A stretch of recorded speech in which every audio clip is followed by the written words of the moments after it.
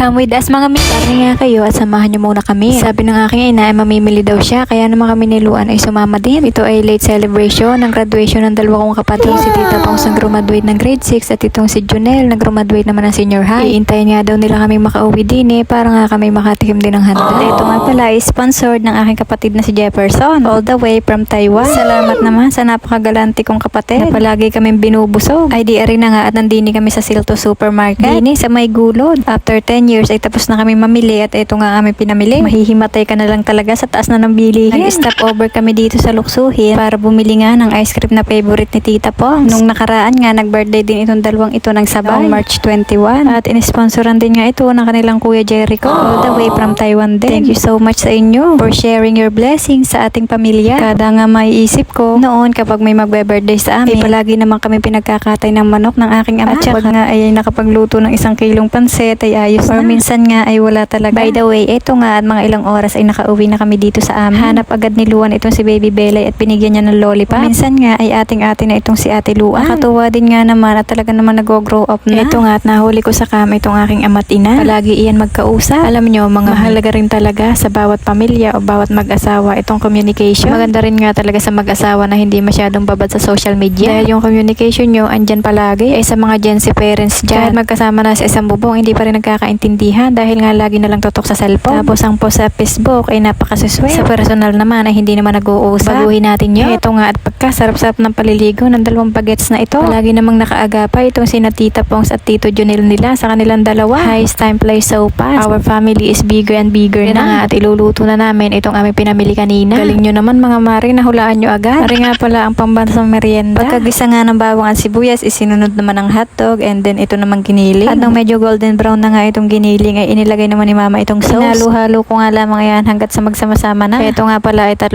tomato sauce dahil 3 kilong spaghetti ang aming lulutuin. Siluan nga pala ay karga ko na dahil nga itong batang ito ay gustong mag-bike tanghaling tapat. Tigalig na naman. Maigi na nga lang at na-distract din sa aming pagluluto. Maigi pa nga isang batang ari at napaka-behave, napakabait. Paralaang din ang pagkalikot-likot. At nang medyo nakulo-kulo na nga itong sauce ay nilagyan ni mama ng evaporada. Ito nga pala ang version niya ng pagluluto ng spaghetti. Ang version ko kasi ay nestle cream or creme densada ang nilalagay ko dyan. Bagay budget meal. Mas mura nga itong evaporada. At saka kaunting asukal lamang ang pampatamis. Nilalagay namin ayan para sa dagdag na creaminess. Tingin pa nga lamang ay napakasarap na ng sauce. Ito nga at pandihalo din ng isang bata. Nalagyan na din nga ayan ng asukal kaya lamang hindi na nabidyohan. Pagkatapos nga ay nilagyan na nga ito ng magic sarap para mas masarap at mas malasa. Pagkatapos nga ay nilagyan naman ito ng pamintang kaunti para nga naglalaban-laban na ang anghang tamis at creaminess ng ating spaghetti. At inilagay na nga ang pasta. Pag nga ganitong sa baryo ang handaan ay hindi pwedeng hiwalay ang sauce sa pasta. Baka nga mangyari maubos nga itong sauce agad ay ang pasta ay napakadami pa. Ready to serve na nga itong ating spaghetti at marami-raming tao na rin nga makakakain ito.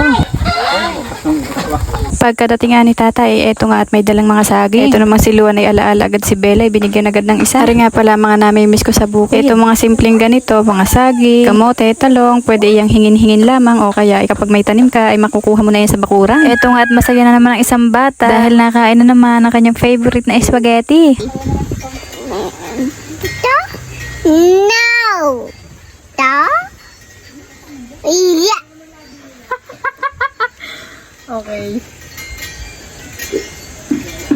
Mango.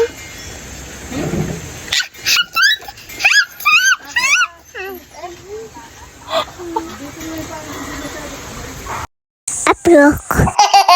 Ito nga ang kaganapan at nagpapakain na kami. Luto din nga pala dito sila ng biko. Hindi ko na nga lang na-video. Dinis sa amin sa probinsya ay kapag nga nakapagpakain ka ng mga kapitbahay ay masaya na. Gayon din naman aring mga kapitbahay namin kapag sila may pahanda ay di kami inapunta rin. Gayon nga lang, give and take lang talaga. O ay di baga, marami na rin nabusog ang tiyan. Kaya naman thank you Lord sa lahat ng blessings. Sa iyo ang lahat ng papuri. Dahil apart from you, we are nothing. Sa panahon nga ngayon, ang mahal na ng lahat ng bilihin. Maraming ang tao ang takot na takot magbigay sa iba. Dahil ang iniisip nga ay baka naman silang maubusan. Kung gayon nga magiging mindset mo, may mahihirapang padaluyin ng Lord ang blessing na dapat ay aapaw sa ating mga kamay. Dahil ang taong bukas ang kamay, hindi niyan mapipigil ang mga biyayang dadating sa kanya. Kumpara sa mga taong tikaw, kung anong nasa kanya ay iyon na nga lamang mapupunta. Kaya nga mga mare, kung nakaabot kayo sa dulong ito ay maraming salamat. I-comment nyo nga kung nasaan kayo para naman malaman natin kung saan umabot ang videong ito. Always remember that God is good all the time and all the time God is good. Thank you for watching. Bye. God bless.